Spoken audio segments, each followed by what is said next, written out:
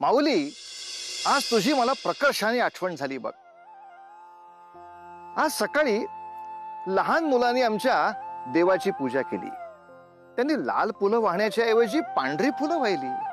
मी त्याला विचारलं असं का रे? तेव्हा तो म्हणाला, देवाला सगळी फुलं सारखीच की, तो जर माणसांमध्ये भेद करत नाही तर त्याला सगळी फुलं सारखीच। आपलं पुराण आपल्याला असं सांगतं की परमेश्वराला वाहणाऱ्या प्रत्येक फुलामागे किंवा त्या वनस्पती निवडण्यामागे काही एक शास्त्र आहे। जसं गणेशाला दुर्वा वाहण्याचं महात्म्य आहे, तितकंच त्याला शमीची पत्र वाहण्याचं सुद्धा खूप मोठं महात्म्य आहे। आणि या शमीबद्दलची सुद्धा कथा मोठी रंजक आहे। काय झालं होतं, स्वर्णनगरीमध्ये न्यायप्रधान असा प्रियव्रत राजा राज्य करत होता।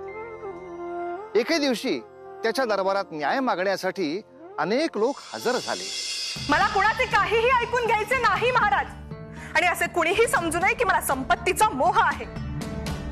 मी यांची पहिली पत्नी आहे आणि मानाने देखील ज्येष्ठ मीच आहे। आणि काय ग उषे, समाजात मान त्यालाच मिळतो जी घराण्याला वारस देते। तुझ्या रिकाम्या पोटी ना पुत्र ना संपत्ती, आणि कसली अर्धी मालकीण व्हायची स्वप्न बघतेस का तू? शांतता! या उर्मट स्त्रीचे तोंड प्रथम शांत करा, जिला इतकेही ज्ञात नाही की हा महाराजांचा दरबार आहे, जिथे आमचा शब्द अंतिम असतो। उषा, तुला देखील तुझे मत व्यक्त करण्याची संधी देणे हे आमचे कर्तव्य आहे। महाराज, उषा। महाराज, आपण मला बोलायची संधी दिली, मी यातच धन्य पावले। माझे समाधान यातच आहे की माझ्या कुंकुवाचा धनी साक्षात ईश्वराचा अवतार आहे। मला इतर कसलेही सुख नको, ऐश्वर्य नको। मी 4 घरी स्वयंपाकाची कामे करते, ज्याने माझा उदरनिर्वाह योग्य चालतो। उमाताई, मला तुझ्या संपत्तीतील एक कवडी देखील नको। शिवाय मी जे काही धन साठवेन, माझ्या पश्चात मी तुझ्याच मुलाला देईन। उषा, तुझे विचार ऐकून तुझे विचारांचे धन किती समृद्ध आहे हे समजते आहे। या प्रकरणाचा निवाडा करताना असे जाहीर करण्यात येत आहे। महाराज, महाराज, महाराज। काय झाले? महाराज, राणी। आम्ही न्याय निवाडा करत आहोत, दिसत नाहीये का? महाराज, महाराणी प्रभादेवी। काय झाले?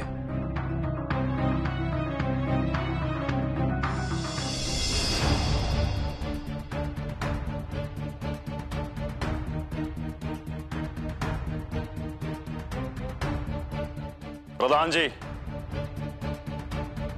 यांचा निवाडा जाहीर करा। आणि आम्ही असा निर्णय देत आहोत की या संपत्तीचे समान वाटप झाले पाहिजे। पण महाराज, आणि उषा देवीवर कुठल्याही प्रकारचा अन्याय होता कामा नये। होय महाराज।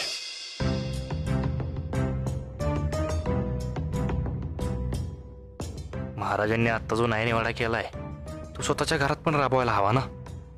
लोकासागे ब्रह्मज्ञान।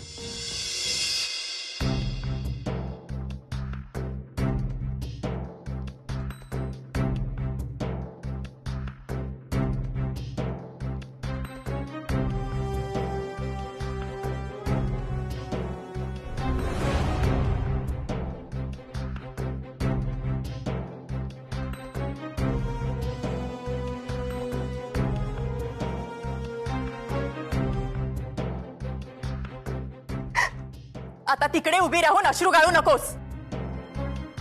त्यापेक्षा कष्ट कर, तीच योग्यता आहे तुझी।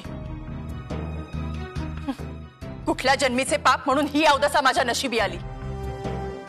कधी कधी तर वाटते तुला चापकाने फोडूनच काढावे, तेव्हाच ताळ्यावर येशील।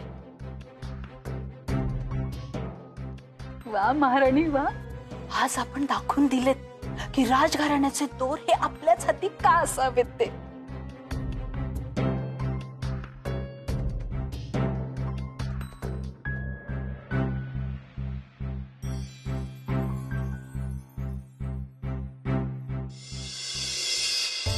या आत्ता सवड मिळाली आपल्याला?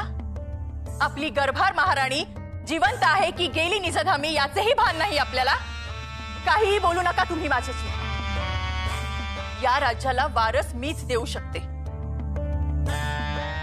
केवळ मीच. तुमच्या या लाडक्या पत्नीकडून पुत्राची तर सोडाच, पण एका गर्भार स्त्रीच्या सेवेची सुद्धा अपेक्षा करू नये. काय झाले राणी प्रभा? राणी कीर्तीकडून काही प्रमाद? राणी?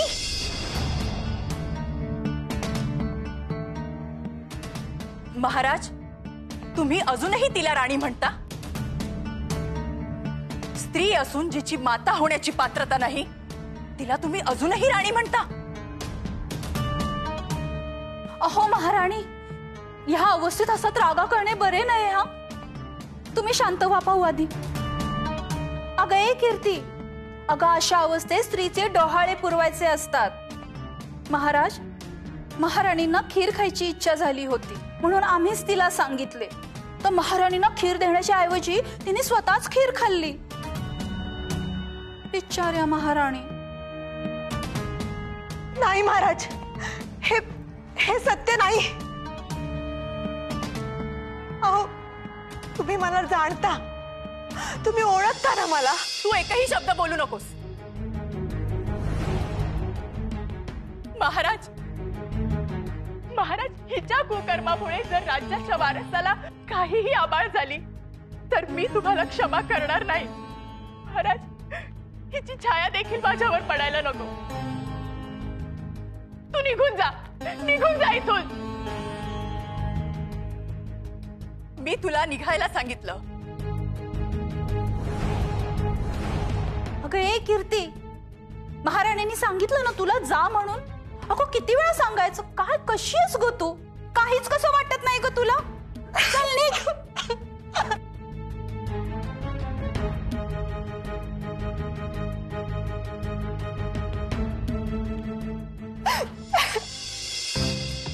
राणी कीर्ती, प्रभात काळी आपण अशा दुःखी असणं म्हणजे काही इष्ट दिसत नाही. गुरुवर्य, मी जे काही सहन करते आहे ते आपल्यापासून लपले आहे का?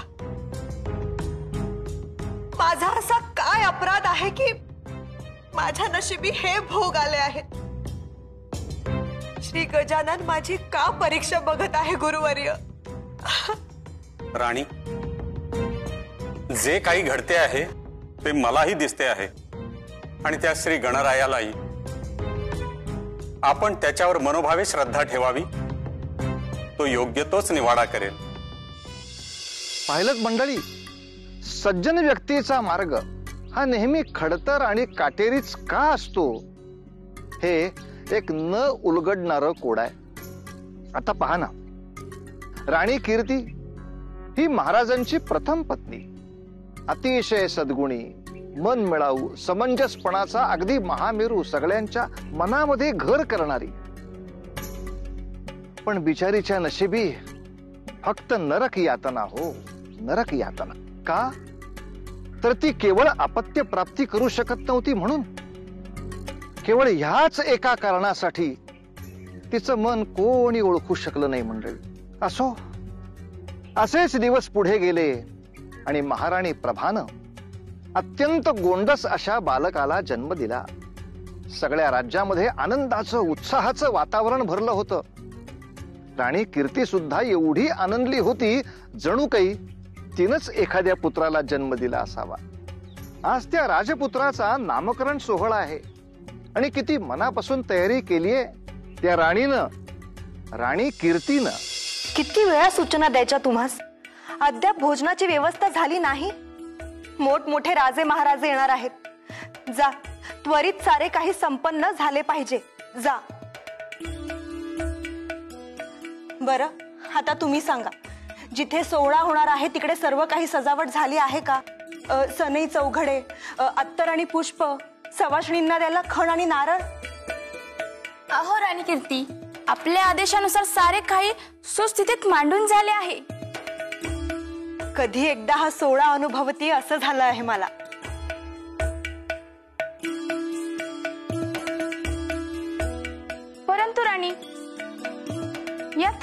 काय आहे? हे मी स्वतःच्या हाताने राजपुत्रासाठी हा करगोटा विणला आहे आणि मी स्वतः त्याला तो बांधणार आहे. आपण राजपुत्रांच्या कक्षात जाणार म्हणजे महाराणी प्रभा आपल्याला प्रवेश करून देतील? का का नाही येऊ देणार? मी आजवर काही म्हणाले नाही, परंतु माझ्यातल्या आईची माया मला स्वस्थ बसू देत नाही आणि हे आईचं मन ती आई नक्की समजून घेईल, मला विश्वास आहे.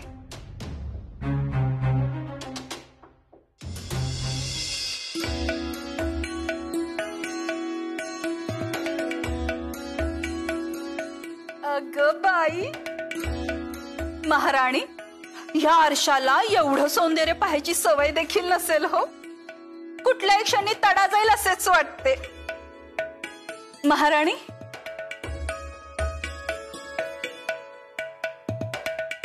आपण हा शालू पसंत करावा. आपल्या प्रतिष्ठेला अगदी शोभून दिसेल हो. हा शालू?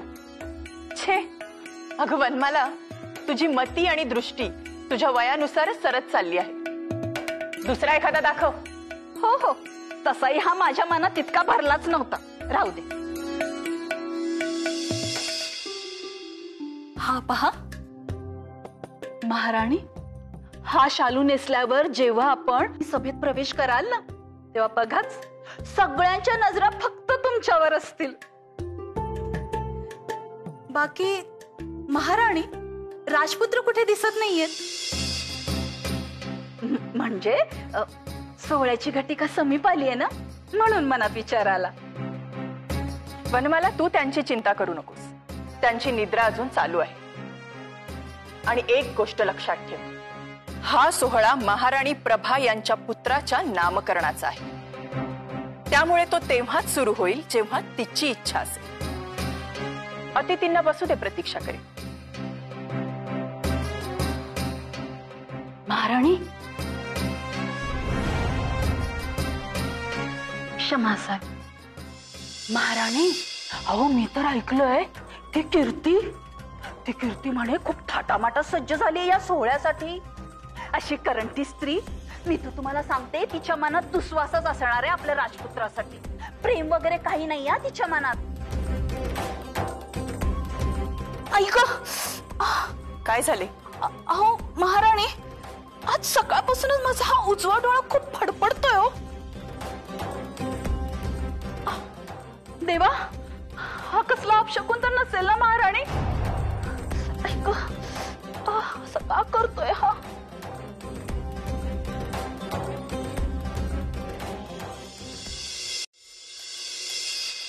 प्रभा, महाराणी प्रभा,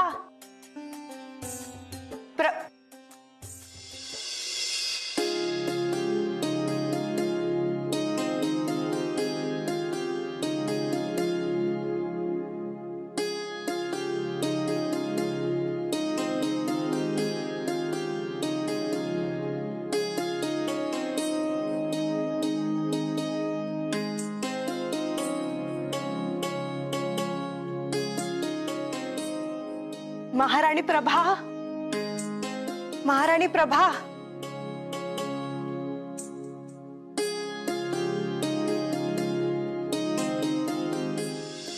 कीर्ती, काय झाले? कसला विचार करतेस? अगं, तुझी केव्हापासूनची इच्छा होती की ह्या बाळास उचलून घ्यावे, त्याला माया करावी, आणि आज तुला ती संधी मिळते तर तुझे पाऊल का थांबले आहेत? घे घे, त्या बालकास कवेत घे.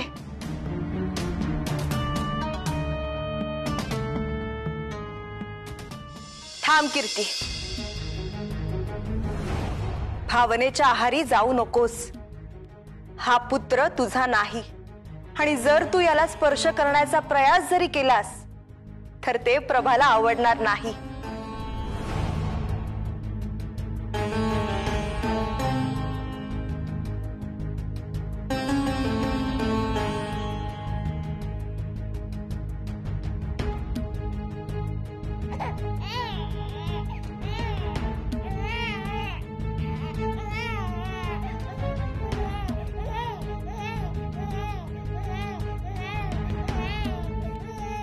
प्रभा प्रभा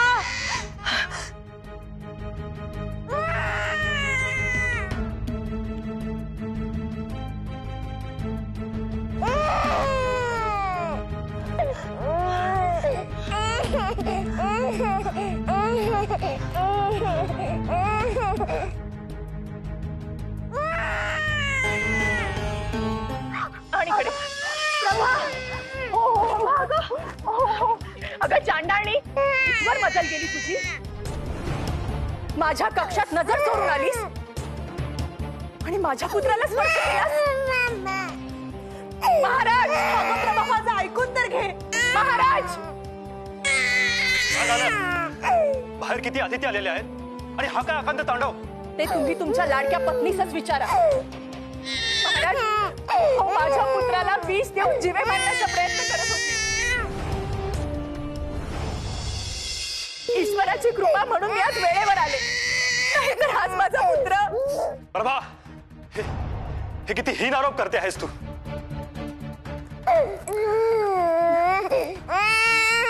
तू याला घेऊन बाहेर जा होय महाराणी तुम्ही अजून देखील तिचीच बाजू घेत आहात महाराज तुमचा माझ्यावर विश्वास नाही ठीक आहे आत्ताच्या आत्ता मी आणि माझा पुत्र आमच्या जीवाचा घात करून घेतो मग तुम्ही दोघेही सुखाचा संसार करा काय प्रभा प्रभा प्रभा तू माझ्यामुळे काय भलते सलते पाऊल उचलू नकोस तुला तुला मी नकोय ना मी नाही येणार पण तू काही भलत सलत करून घेऊ नकोस प्रभा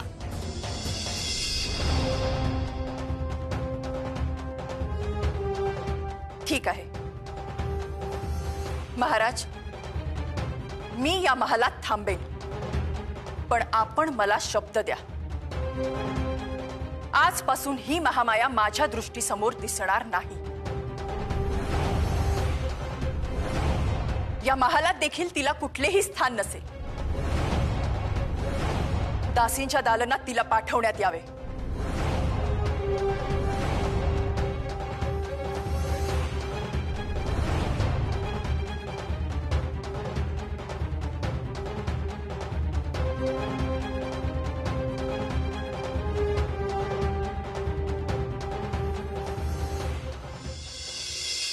माऊली हे काय बघतोय का आपण बडा घर पोकळ वासा या म्हणीची प्रचिती या प्रभाला बघितल्यानंतर तंतोतंत येते ही महाराणी प्रभा तिला कशाचं कमी आहे ग काय कमी आहे पण असं असताना सुद्धा त्या बिचाऱ्या कीर्तीचा ती तिरस्कार करते केवळ तिच्या पदरी मूल नाही म्हणून ती अवहेलना घेऊन जगतीये आणि आता तर तिच्यावर गंभीर आरोप केले त्या प्रभानं आणि ते सुद्धा दादांत खोटे आता खरंच शिक्षा म्हणून दासींच्या घराजवळ राहावं लागेल का तिला सगळ्या प्रश्नांची उत्तरे मिळतील आपल्याला पण पुढील भागात तोवर उतू नका मातू नका घेतला वसा टाकू नका